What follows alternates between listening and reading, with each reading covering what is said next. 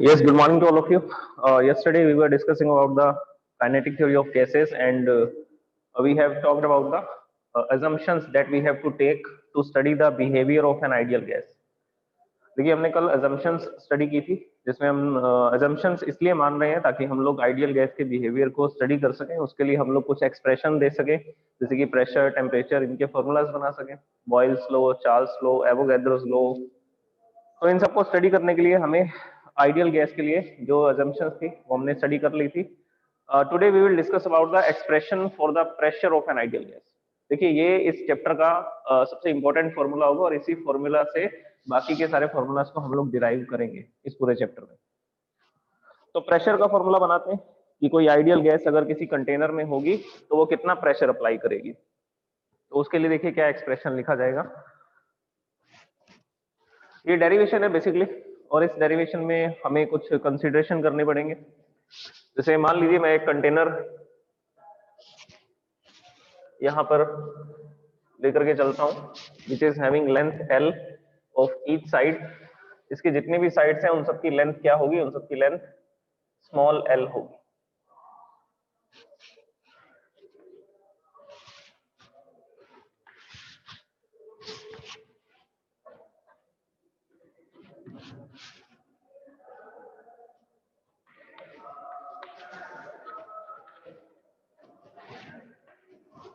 और इनको हम लोग एक्सिस भी लिख देते हैं। This is Z axis.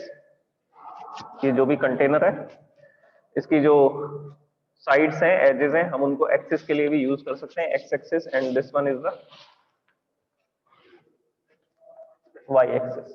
तो ये वाई एक्सिस है। ओके, तो ये हमारा एक क्यूबिकल कंटेनर है।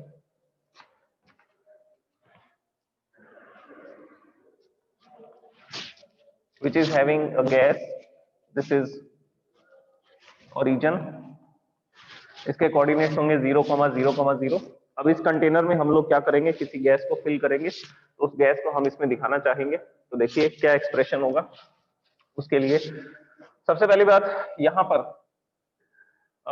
कोई भी गैस का मॉलिक्यूल है, कोई भी गैस का मॉलिक्यूल है, एक मॉलिक्यूल की बात कर रहे हैं, वो क्या करेगा, वो तीनों डायरेक्शन में मूव कर सकता है। ट्रांसलेशनल मोशन कर सकता है, रोटेशनल भी कर सकता है, किसी भी तरह का मोशन कर सकता है। तो हम सिर्फ ट्रांसलेशनल मोशन की बात कर रहे हैं। ये मॉलिक्यूल ऐसा भी चल करके जा सकता है इस रूम के अंदर। देखिए तीनों एक्सिस में आपको बना करके बताता हूँ। तीन एक्सिस हम लोग यूज करते हैं, X axis, Y axis and Z axis. So our system is the 3 dimensional system. ये एक्स एक्सिस है, ये वाई एक्सिस है, और जो आपकी तरफ ये मैंने चौक लगाया इस तरह से, ये जेड एक्सिस है। तो ये हमारा 3 कोऑर्डिनेट सिस्टम है। इसमें एक मॉलिक्यूल एक्स डायरेक्शन में मूव कर सकता है, along X direction, along Y axis move कर सकता है, और अलोंग जेड एक्सिस भी मूवमेंट कर सकता है। ओके, 3 डायरेक्शन में मूवमेंट कर सकता है। या ऐसा भी तो हो सकता है कि ये इस डायरेक्शन में चल करके जाए। अगर ये सिर्फ इस डायरेक्शन में चल रहा है तो इसके कोऑर्डिनेट्स एक्स डायरेक्शन में बदलेंगे। अगर ये सिर्फ अपवर्ड डायरेक्शन में जा रहा है तो इसके कोऑर्डिनेट सिर्फ वाई एक्सिस पे चेंज होंगे, और अगर ये आपकी तरफ चल करके आ रहा है तो जेड एक्सिस में इसके कोऑर्डिनेट्स चेंज होंगे। एक्स और वाई के कांस्टेंट रहेंगे। लेकिन अगर ये इस डायरेक्शन में चलेगा तो इसकी पोजीशन एक्स डायरेक्शन में भी चेंज होगी, वाई डायरेक्शन में भी चेंज होगी, और जेड डायरेक्शन में भी चेंज होगी। तो ये मॉलिक्यूल इस डायरेक्शन में 3D मोशन कर रहा है, 3 डायमेंशनल मोशन कर रहा है, जिसमें ये एक्स डायरेक्शन में भी इसकी वेलोसिटी है, वाई डायरेक्शन में भी इसके पास वेलोसिटी है, और जेड डायरेक्शन में भी इसके पास क्या है, वेलोसिटी है। तो हम इसको डायग्राम में दिखाते हैं। तो ये इस डायरेक्शन में चलेगा तो हमने बोला इसकी वेलोसिटी है vx। y डायरेक्शन में जाएगा, इसकी वेलोसिटी है vy। z डायरेक्शन में मूव करेगा, z डायरेक्शन में इसकी वेलोसिटी है vz। ओके, तो ये इसकी वेलोसिटीज होगी तीनों डायरेक्शंस में। और इसका रिजल्टेंट कहां पर आएगा, कौन से रिजल्टेंट इनके बीच में कहीं पर आएगा, और कितनी वेलोसिटी होगी रिजल्टेंट की v। देखिए अगर ये तीनों डायरेक्शन में मूव कर सकता है, एक्स डायरेक्शन में भी वेलोसिटी है, वाई में भी है, और जेड में भी है, तीनों डायरेक्शन में वेलोसिटी है, तो हम इसका रिजल्टेंट निकालेंगे। तो वही रिजल्टेंट तो मैं आपको डायग्राम में दिखा रहा था अभी, जो मैंने आपको एक्स, वाई और जेड कोऑर्डिनेट्स बताए, उसमें वो तीनों डायरेक्शन में मूव कर रहे हैं, एक्स में भी, वाई में भी और जेड में भी। ये देखिए, तो ये इस डायरेक्शन में ऐसा जा रहा है, तो इसके कोऑर्डिनेट्स एक्स, वाई और जेड तीनों में चेंज हो रहे हैं। तो ये जो मैं मूवमेंट दिखा रहा हूँ, ये नेट मूवमेंट ही तो दिखा रहा हूँ, रिजल्टेंट ही तो रिप्रेजेंट कर रहा हूँ। तो ये इसका रिजल्टेंट था जिसकी वेलोसिटी v है। और इस v के हमने 3 कंपोनेंट बना दिए। कौन कौन से, vx, vy and vz। It is moving in the 3 direction. It is doing 3 dimensional motion. Okay, अब देखिए और क्या क्या चीजें लिखेंगे। अच्छा, ये कंटेनर जो था इसकी जो लेंथ थी of each side is L, जो इसकी तीनों साइड्स हैं वो क्या है, L। इसकी length, this is breadth and this is height, all are same, तीनों ही क्या है, तीनों ही सेम है। इस तरह से लिखेंगे इसको। ओके, तो इसकी वॉल्यूम कैसे रिप्रेजेंट की जाएगी, ये जो कंटेनर है इसकी वॉल्यूम क्या होगी, length into breadth into height, so volume is L cube. तो जहां पर भी मैं इस डेरिवेशन में L क्यूब लिखूंगा वहां पर मैं क्या लिख सकता हूँ, वॉल्यूम लिख सकता हूँ, वॉल्यूम ऑफ द कंटेनर, और you can say that volume of the gas. जो कंटेनर की वॉल्यूम होगी, गैस उसी वॉल्यूम को क्या करेगी, ऑक्यूपाई करेगी। और इसमें कुछ बातें मैं लिखना चाहूंगा, उसको लिखता हूं।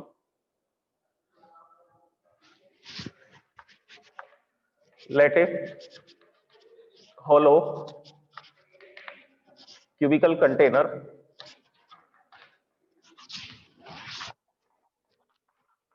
having an ideal gas and there be capital N molecules, number of molecules को capital N से लिख रहा हूं, capital N molecules are moving in different directions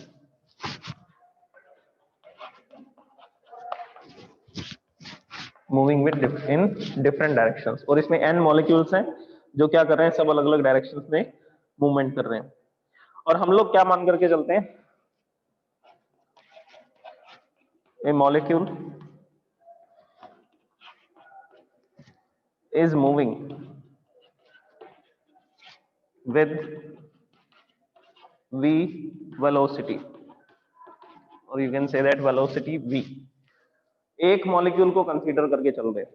सबसे पहले हम लोग जो भी कैलकुलेशन करेंगे वो एक मॉलिक्यूल के लिए करेंगे, फिर बाद में उसको n से मल्टीप्लाई कर देंगे, बोल देंगे भी अगर एक मॉलिक्यूल जा करके इस वॉल पर F फोर्स लगाता है तो n मॉलिक्यूल्स कितना फोर्स लगाएंगे, n से मल्टीप्लाई कर देंगे उसको। तो हमारा क्या कंसीडरेशन होगा इसमें, हम लोग निकालेंगे फोर्स प्रेशर, पहले निकालेंगे फोर्स, फिर फोर्स के फॉर्मूला को यूज करेंगे प्रेशर में, फिर प्रेशर निकालेंगे कि ये जब इस डायरेक्शन में चल करके जाएगा और इस वॉल को हिट करेगा, जिसको मैंने डार्क किया, जिसको मैंने शेडेड किया, उस वॉल को जाकर के ये हिट करने वाला है कंटेनर की ये पार्टिकल, ये molecule.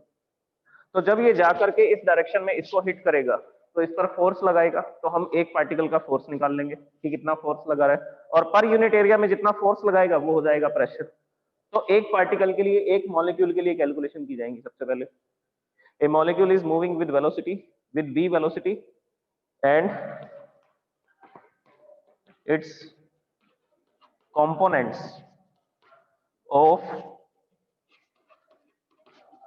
velocity in x, y and z direction, x, y and z direction are, इसके कंपोनेंट्स क्या हैं वेलोसिटी के, vx, vy and vz। x direction में इसकी वेलोसिटी है vx, y डायरेक्शन में इसकी वेलोसिटी है vy, और z डायरेक्शन में इसकी वेलोसिटी है vz। तो ये इसके कंपोनेंट्स होंगे x, y और z डायरेक्शन में, और नेट रिजल्टेंट वेलोसिटी क्या है, रिजल्टेंट वेलोसिटी इसकी स्मॉल v है। तो ये सारे कंसीडरेशन थे। अब देखिए, अब हम ये मानेंगे कि ये जाकर के सामने वाली वॉल से टकराएगा, और उस वॉल का कुछ नाम दे देते हैं हम लोग। It is moving in the x direction and strikes to the yz wall. ये वाली जो वॉल होगी ये कौन सी वॉल मानी जाएगी, yz। ये yz प्लेन है।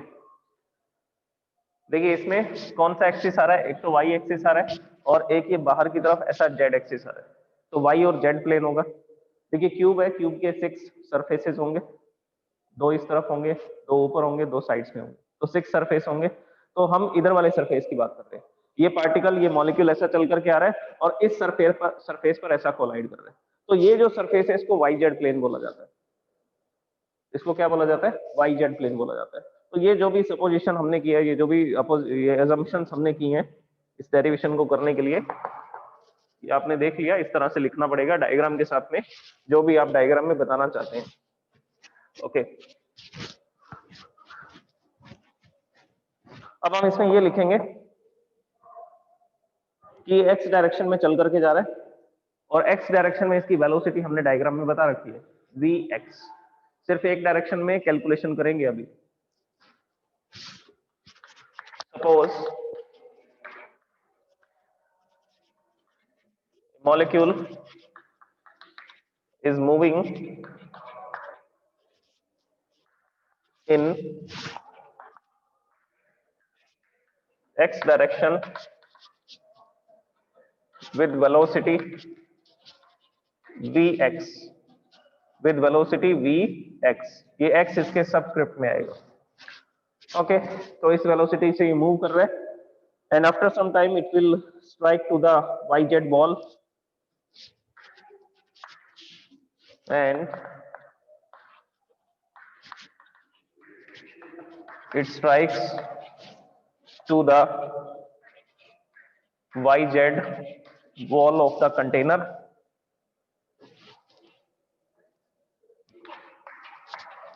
and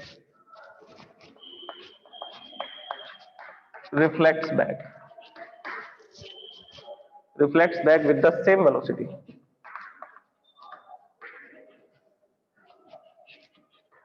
with the velocity minus vx।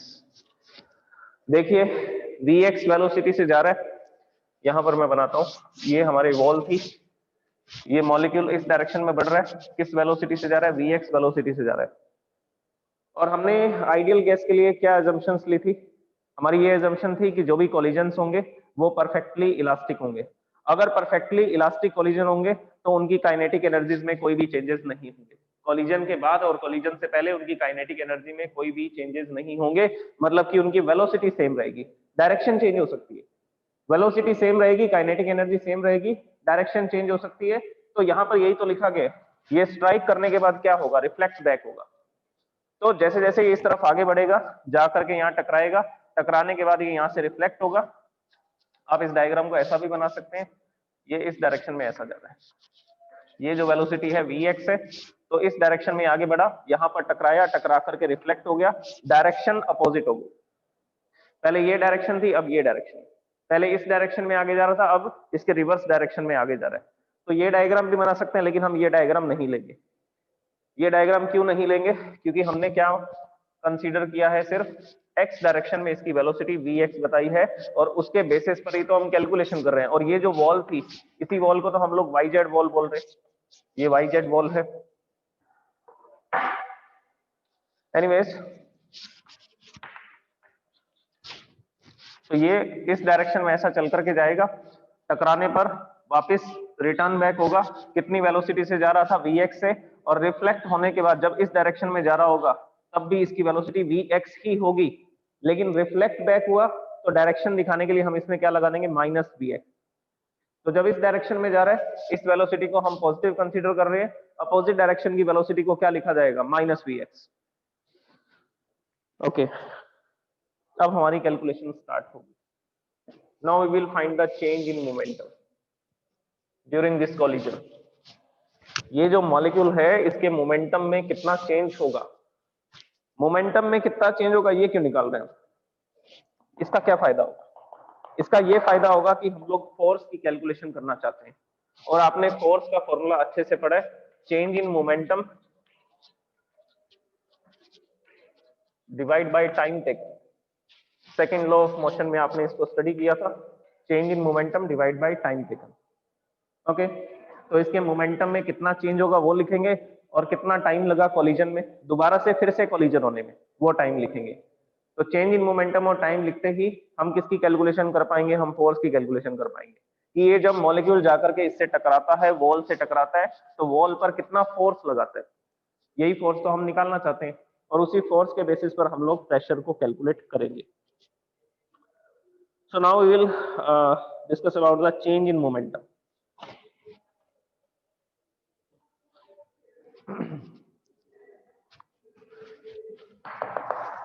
ये डायग्राम को हम लोग इस जगह पे बना देते हैं चेंज इन मोमेंटम कैलकुलेट करने के लिए। ये जो वॉल है this is Y Z wall, और इसी वॉल से तो आकर के ये क्या करने वाला है, ये मॉलिक्यूल जो है वो स्ट्राइक करने वाला है। तो इस डायरेक्शन में ये आगे बढ़ रहा है कितनी वेलोसिटी से, vx, और कोलिजन के बाद ये इस डायरेक्शन में जाएगा, दोनों डायरेक्शन हमने दिखा दी डायग्राम में, और vx माइनस vx। और इस मॉलिक्यूल का जो मास होगा उस मास को हम लोग लिखेंगे m। ये एक मॉलिक्यूल का मास है, this is the mass of the one molecule. और हमारे जो एक्सपेरिमेंट है उसमें कितने मॉलिक्यूल्स हैं, उसमें कैपिटल N मॉलिक्यूल्स। अभी लिखा था मैंने, इसको इरेज कर दिया। तो सबसे पहले हम लोग निकालते हैं चेंज इन मोमेंटम, फिर हम निकालेंगे टाइम, कितने टाइम के बाद ये दोबारा से स्ट्राइक करेगा इस बॉल को। Okay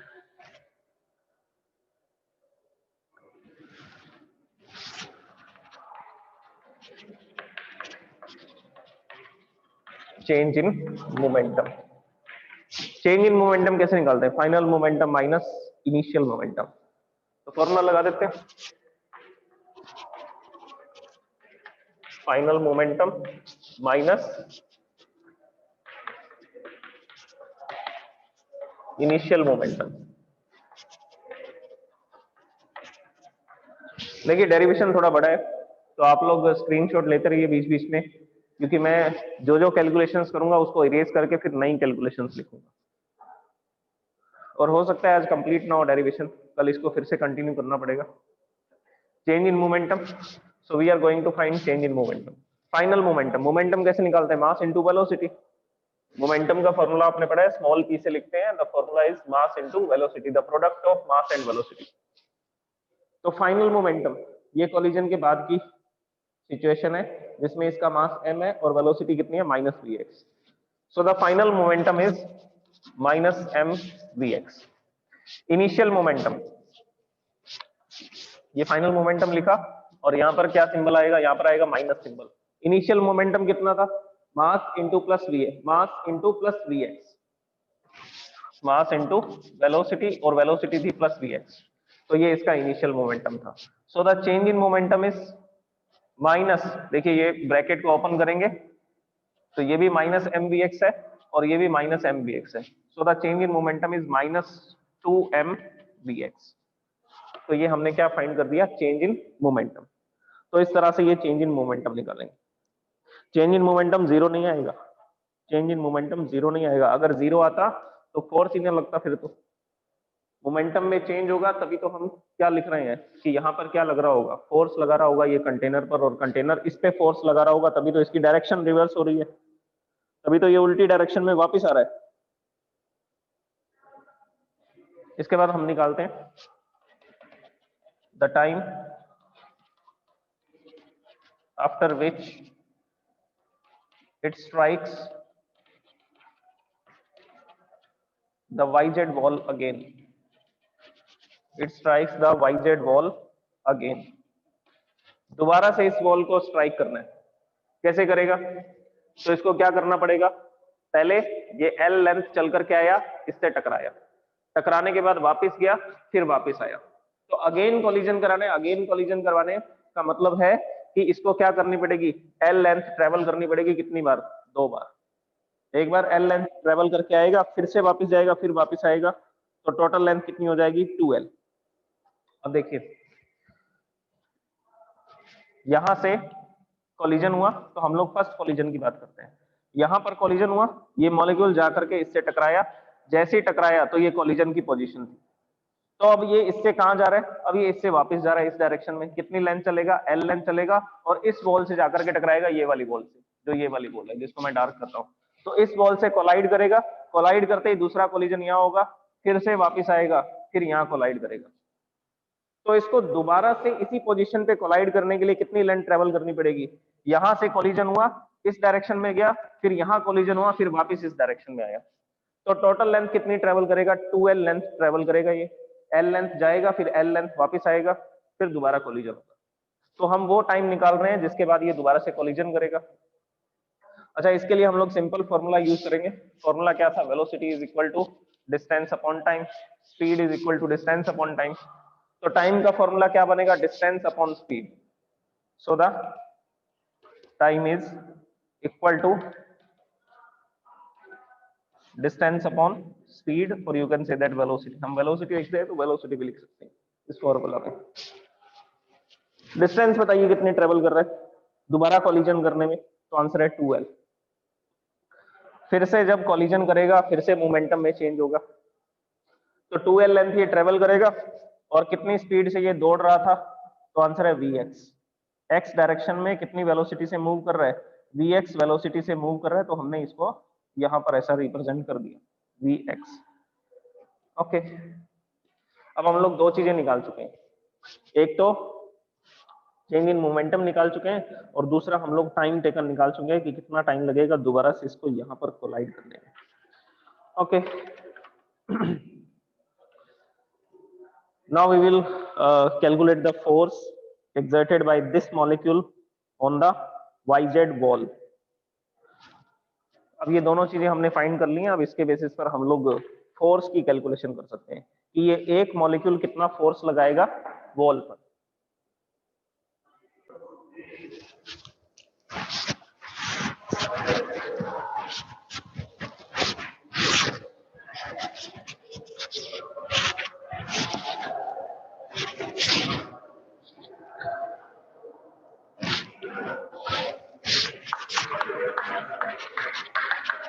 Force exerted by the molecule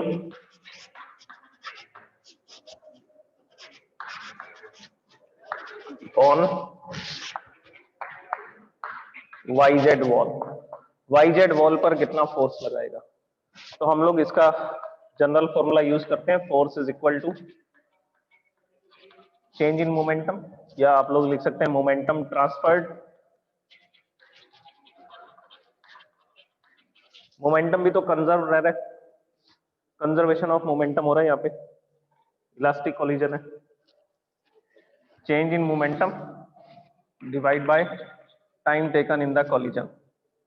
okay, force को हम लोग F से लिखेंगे, चेंज इन मोमेंटम अभी हमने फाइंड किया था, माइनस 2mvx, माइनस 2mvx, ये था change in momentum. Okay, time taken, time taken का अभी हमने फॉर्मूला बनाया था 2L अपॉन Vx। इसका जो फॉर्मूला था हमने अभी बनाया, which is 2L divide by Vx।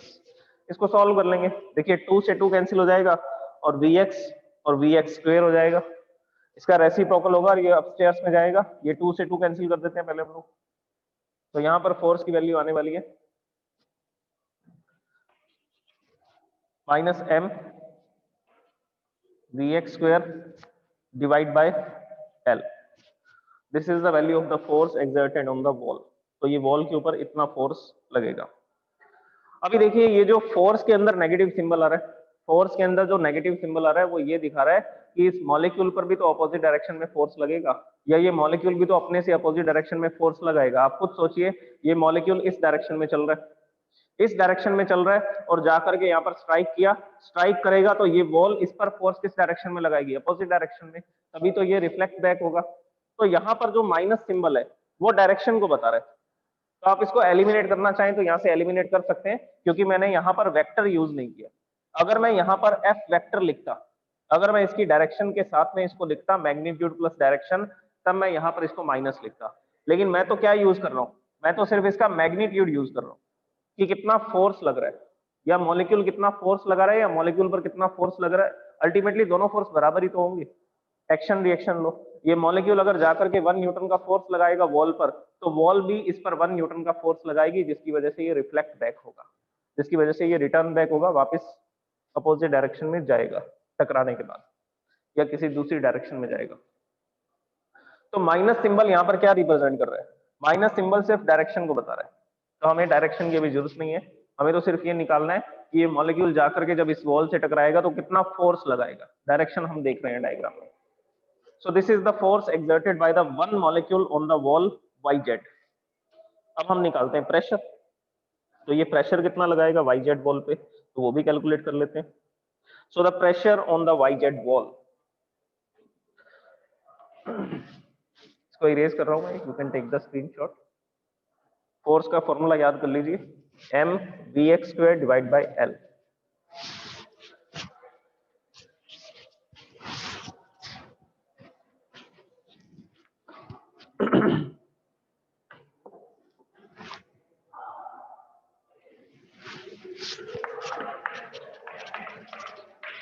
Pressure exerted by the molecule, the molecule, उस एक मॉलिक्यूल की ही बात कर रहे हैं जो हमने डायग्राम में दिखा रखा है। Pressure exerted by the molecule on YZ ball। Pressure निकालते हैं, तो ये जो प्रेशर होगा इसको मैं Px लिख देता हूँ। x डायरेक्शन में प्रेशर है तो हम इसको Px लिख देते हैं। इसी तरह से फोर्स को भी Fx लिख सकते थे, x डायरेक्शन में जो फोर्स होगा। अच्छा, प्रेशर का फॉर्मूला क्या होगा? Force in the x direction divide by area. ये एरिया किसका लिखेंगे? तो आंसर है इस वॉल का एरिया लिखेंगे। इस वॉल का एरिया कितना होगा? इस वॉल का एरिया होगा L square, length into breadth. ये इसकी लेंथ भी L है, इसकी हाइट भी क्या है? L। L इंटू L करेंगे तो इसका एरिया कितना आ जाएगा? इसका एरिया आ जाएगा L स्क्वायर। तो ये जो YZ वॉल के साथ ये मॉलिक्यूल जाकर के टकरा रहा है, इसका एरिया है L स्क्वायर। तो ये वैल्यूज हम लोग इसमें पुट कर देते हैं। Fx अभी निकाला था हमने, mvx square upon L, mvx square upon L। तो ये वैल्यू इसमें पुट करते हैं, फोर्स की value mvx square upon L,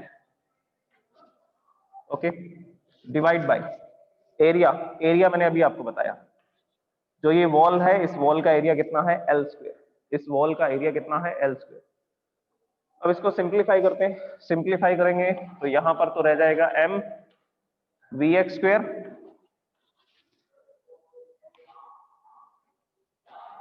mvx square divide by ये L और L स्क्वायर, इनको क्या लिखेंगे? L cube.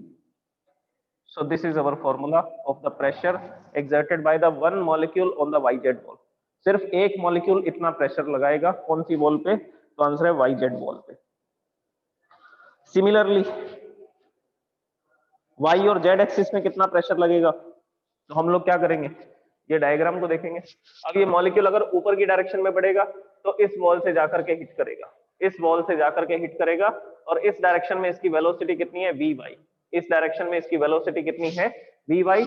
तो ऊपर वाली जो वॉल है, ये वॉल जो है इसको XZ वॉल बोलेंगे। ये कौन सी वॉल होगी जिसको मैंने यहाँ पर शेड किया? This is XZ wall. तो ये मॉलिक्यूल जब ऊपर की तरफ बढ़ेगा तो इस वॉल से टकराएगा, इस वॉल से टकराएगा तो कितना फोर्स लगाएगा या प्रेशर? हम लोग डायरेक्ट प्रेशर कैलकुलेट करते हैं, दोबारा से पूरी कैलकुलेशन करने की जरूरत नहीं है।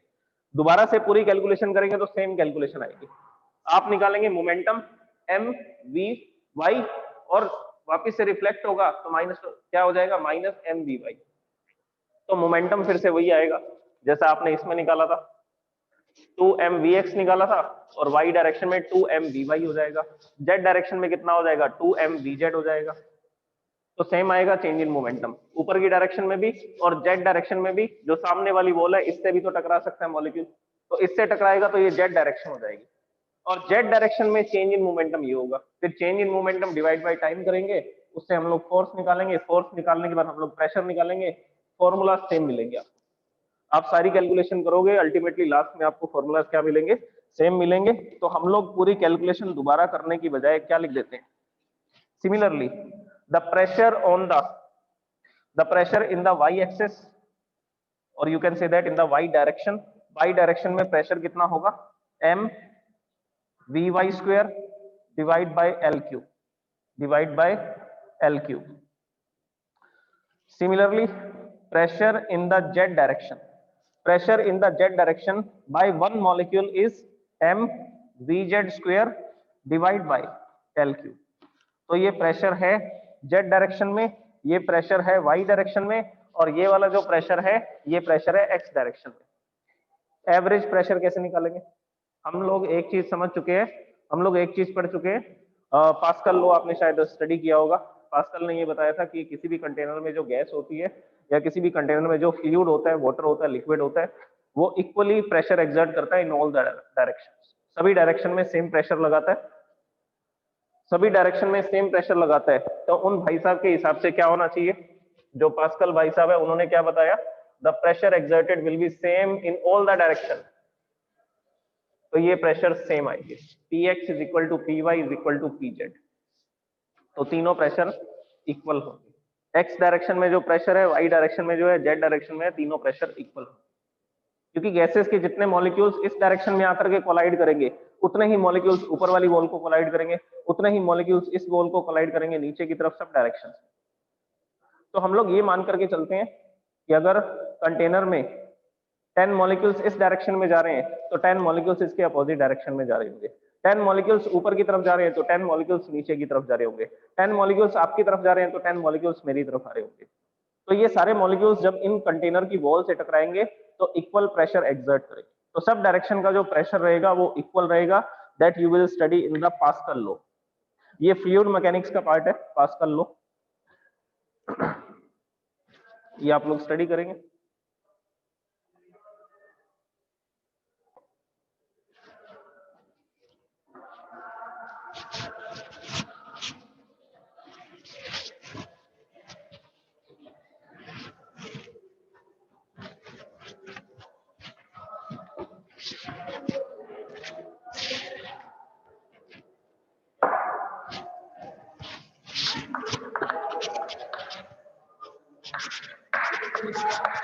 According to Pascal's law, the